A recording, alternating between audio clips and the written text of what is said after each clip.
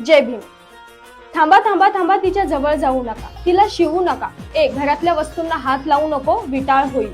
शाळा नाही, खेळ नाही, सगळं बंद. का तर तिला मासिक पाळी आली आहे. 9 दिवस तिच्यासाठी उपवास करणारी ती, पण ते 5 दिवस तिला चालत नाही. आज आपण 21व्या शतकामध्ये जगत आहोत. विज्ञानाच्या जोरावरती माणूस चंद्रावर जाऊन पोहोचला आहे, पण काही ठिकाणी आजही मासिक पाळीबद्दलच्या बुरसटलेल्या विचारसरणीला आपण बदलू शकलेलो नाही, जी एक नैसर्गिक प्रक्रिया आहे. ज्याच्यामुळे हे जग अस्तित्वात आहे, त्यालाच हे लोक विटाळ म्हणून बघतात. काही तत्वज्ञानी लोक ह्या अशा वागण्यामागे विज्ञान आहे असं सांगतात. का तर स्त्रीला आरामाची गरज असते म्हणून तिला काही करू दिले जात नाही. हो, आरामाची गरज असतेच, पण त्याच्या नावाखाली तुम्ही तिला हात लावत नाही, तिला कोपऱ्यामध्ये बसवून ठेवता, तिच्या जेवणाची प्लेट वेगळी ठेवता. यामागे नेमकं कोणतं विज्ञान आहे समजत नाही.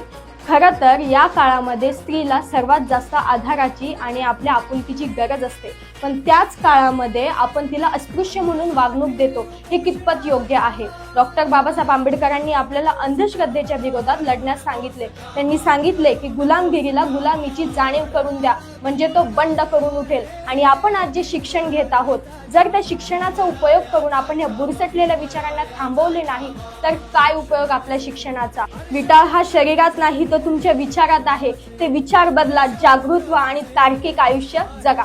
जय भीम, नमो बुद्धाय.